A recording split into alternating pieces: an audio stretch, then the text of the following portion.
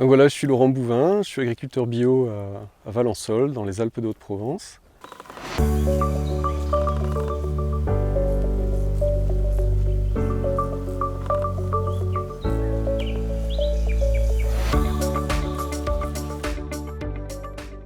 Je suis installé avec ma compagne depuis 1996 sur cette exploitation. On est en permaculture, dans le sens où on est sans intrants, sans labour et avec un maximum de couverture en herbier. Et en même temps que le passage en bio, qu'on a du jour au lendemain arrêté d'acheter des engrais, même bio.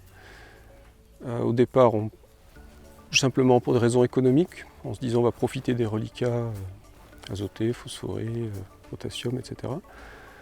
Et puis en fait, cette impasse va perdurer jusqu'à aujourd'hui, c'est-à-dire que là, ça fait 16 ans qu'on n'a pas acheté du tout d'intrants. Et cette autofertilité est basée sur l'utilisation de légumineuses, principalement, alors ça a été beaucoup du sainfoin, de l'herse, et actuellement on est plutôt orienté sur de la luzerne parce que des observations personnelles m'ont conduit à conclure que finalement la luzerne était ce qu'il y avait de plus résistant à la sécheresse.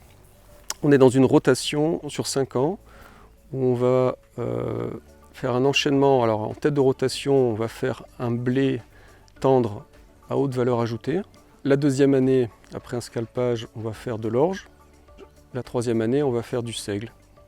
Et dans le seigle, avec un semoir de semi-direct, on va implanter une luzerne en avril.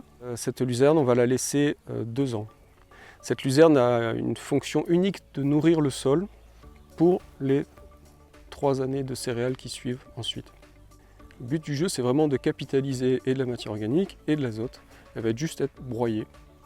Sur les lavandes, lavandins, bon là ce sont des cultures qui restent normalement une dizaine d'années en place. On laisse des intrants enherbés qui viennent apporter de la fertilité au sol, tout en limitant les problèmes d'érosion.